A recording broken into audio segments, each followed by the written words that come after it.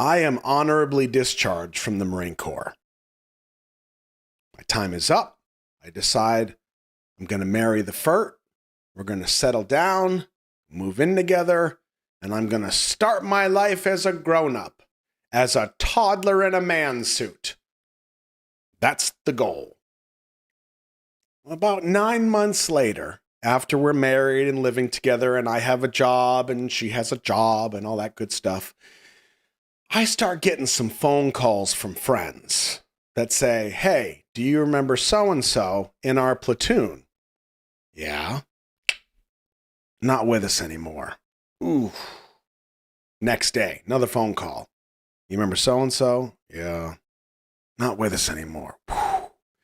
It was a heavy month. I attended my best friend's funeral that month.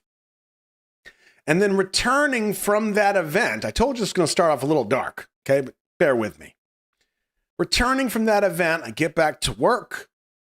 The calls keep coming in from people that were in my platoon. And then one day, I get a phone call from one of my friends that's still in the military. And he says, "Bro, go to Canada." And I'm like, "What?" He's like, "They're calling people back. They're trying to fill up spots. You got to get out of the country." I'm like, "I'm not going to do that. That's crazy. If they call me back, they call me back." Okay. Well, it wasn't maybe a couple days, and I get a call that I have been recalled back into the military. Now, I'll never forget calling the FERT, and she was at school at the time, and I told her, "Hey, I just got recalled. I got to go back." She was crushed. And I was crushed because we just went through a lot, and she came with me to go through all this. So they called me back. Now, when I get back down there, I go down to Camp Lejeune and I check in. Now, I'll clarify something because some of you are now concerned. Depending on how you sign your contract with the military, at the time, you sign up for 4 years of active duty, and then you have 4 years of inactive reserves. And that's basically 4 years where you live your life, but they can call you back at any time. That's what I signed up for, okay? Once those second 4 years were done, then I'm done, and a draft has to happen for them to call me back, okay? So we're good. So I was in that period. They called me back.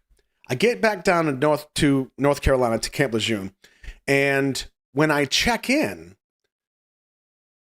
the person that was there, the officer that was there, said, "All right, you are either going to be a trainer for training people that are going to fight, or you're going to fight with your platoon back where you left off."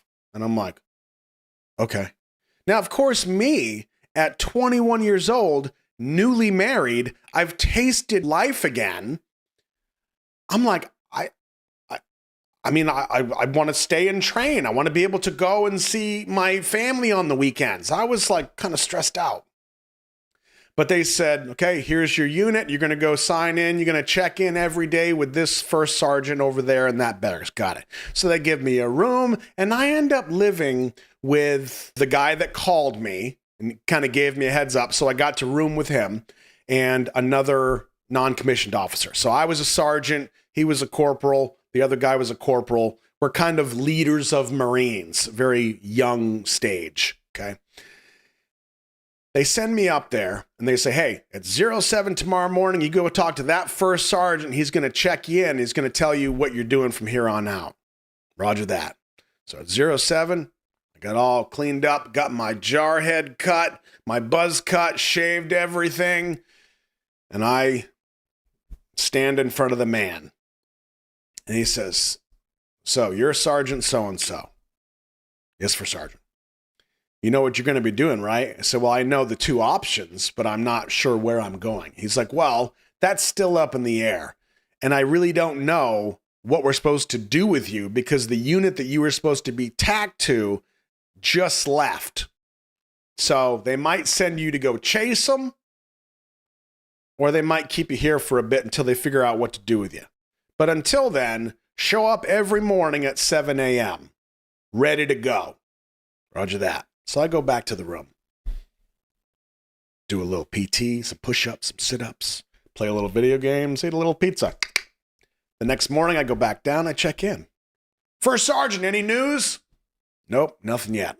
I'll see you tomorrow morning at 7 a.m.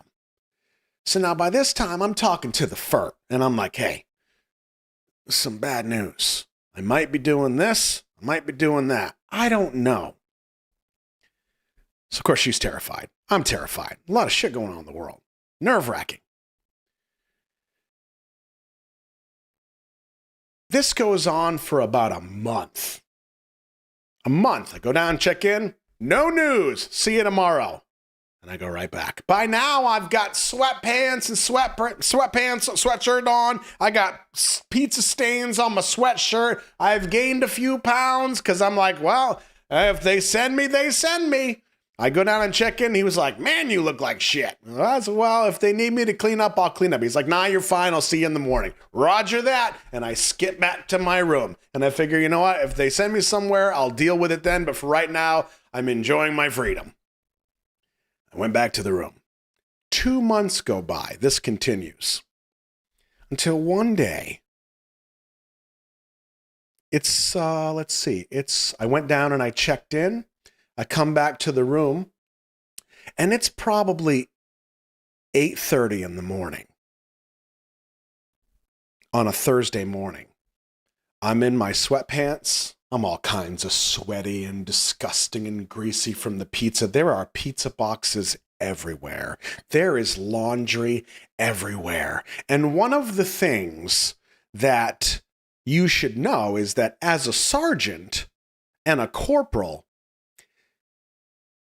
nobody really inspects your room because you go inspect everybody else's room. You're one of the leaders. Now, they say you should lead by example, and most of the time we do. But sometimes you're like, nobody's checking my room. I'm going to take today off.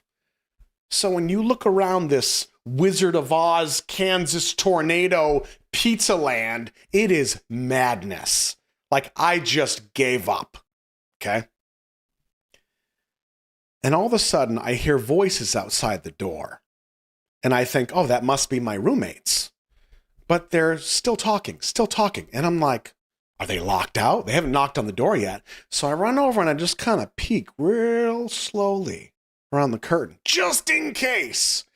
And it is the Brigadier General and some other officer.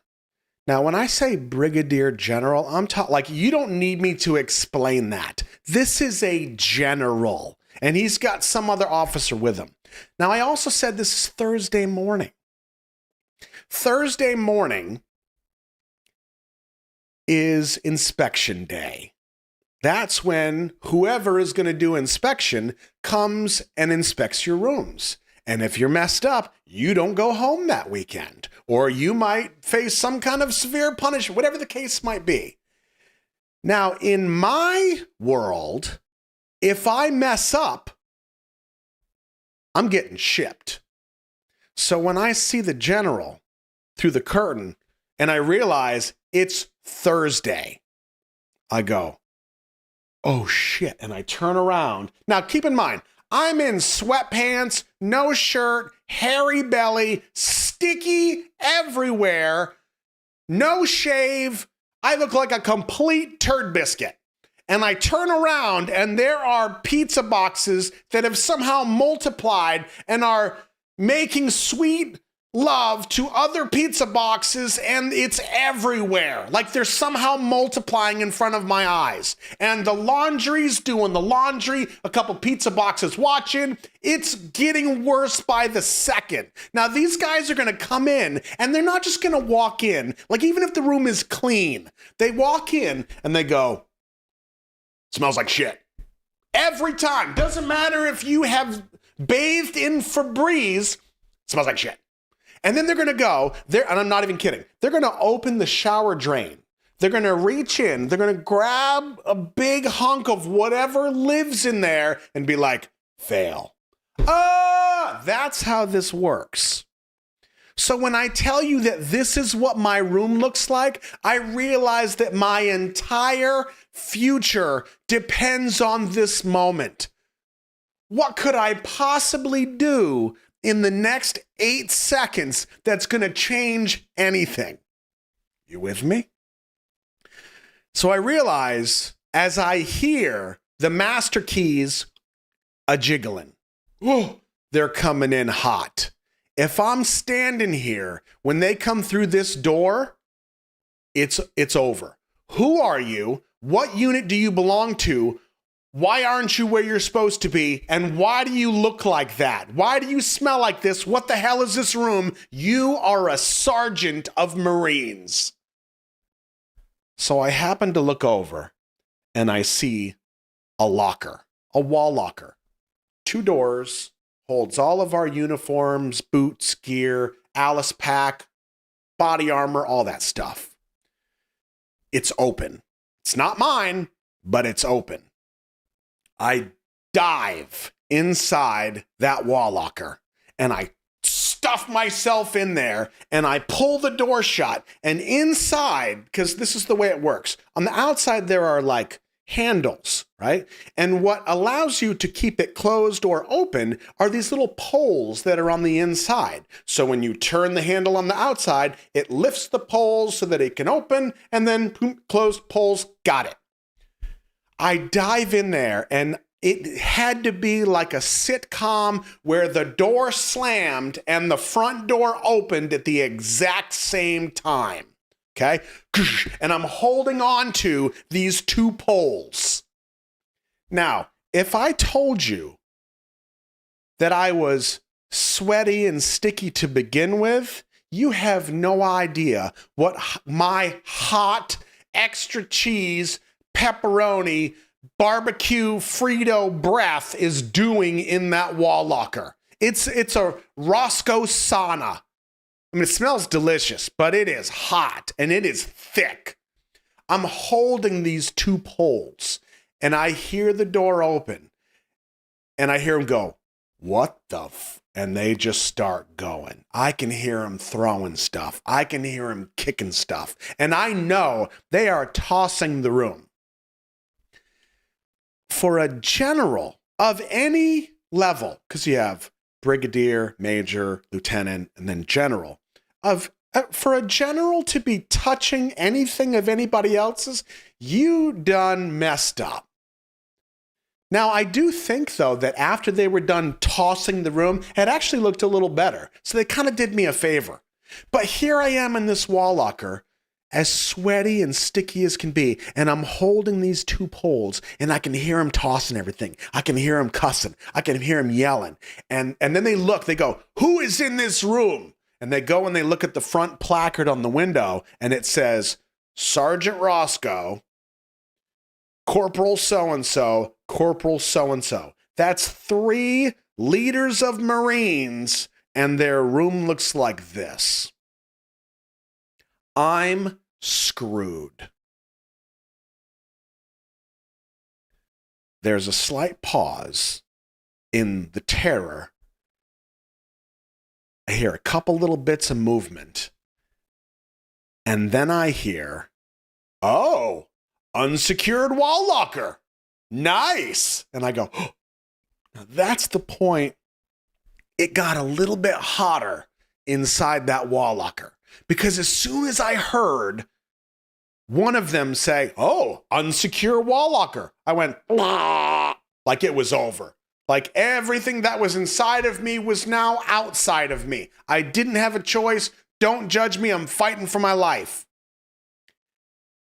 As I'm holding those 2 poles together so they can't move, the door starts to jiggle. I can feel these poles wanting to move. I can feel one of them trying to manhandle these handles, right? And I'm literally like, oh God, please God. Like Mr. Bean in a can. Because there is nothing to explain to anyone of why I'm in here, why I look and smell like this. I am a leader of Marines.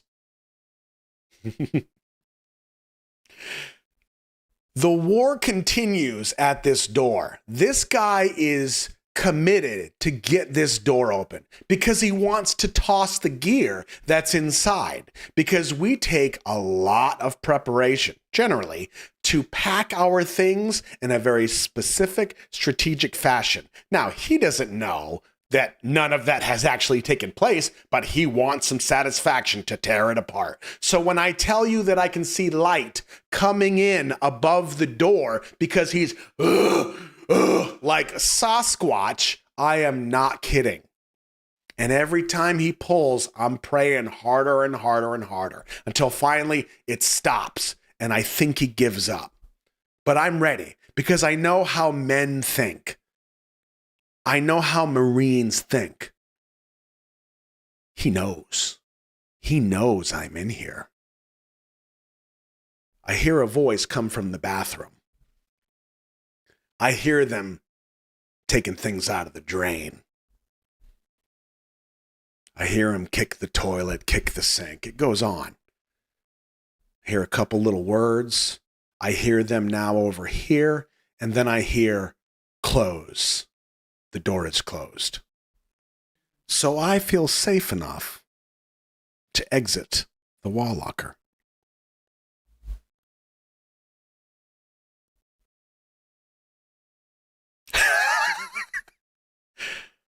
I wait probably wait about 10 minutes. Yeah. And I would say it felt like 10. It was probably 2. No, it was at least 10 minutes. Because again, my future rides on this moment. This is an endurance event. Finally, I very slowly take my bloody hands out from behind those 2 handle poles, and I move it, and I start to see that light come open. Light comes in. I can feel a little bit of cool air coming from the room. I open up this door, and there's still that one section of the room I can't see. I step out, and I lean, and nobody's there. They left. So I tiptoe over, and I lock the door again, and I ever so carefully peek out the curtain, and they're still standing right there. They're like, I'm looking at somebody's back, and they're talking to somebody else. There's this slight moment where I think the one facing me saw me go ever so carefully. No. But I went right back to the wall locker, I closed it, and I sat there for probably a good half an hour. I wasn't taking any damn chances. I waited long enough, and then I finally got my shit together. I cleaned up like a mofo. Shaved, haircut, uniform, locked and cocked and ready to rock. Sergeant Roscoe.